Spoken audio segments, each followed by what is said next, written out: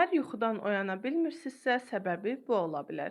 Səhər oyanmaqda çətinlik çəkirsinizsə, bu yalnız gec yatmaqla bağlı olmaya bilər. Mütəxəssislərə görə yuxudan doyunca oyanmamağın bir neçə səbəbi var. Birincisi yuxu borcudur. Gecələr fasiləli yuxu, tez-tez oyanma və ya az saat yatmaq bədənin dərin yuxu mərhələsinə keçməsinə mane olur. Nəticədə səhər beyin tam bərpa olunmur və oyanmaq çətinləşir.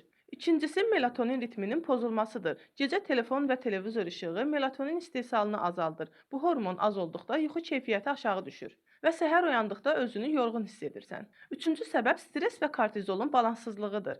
Kortizol səhər yüksəlməli və bədəni oyandırmalıdır, amma stress çox olduqda onun ritmi pozulur. Bu zaman insan səhər oyanmaqda çətinlik çəkir, axşam isə yatmaq istəmir. Dördüncü pəhriz və susuzluq da təsir edir.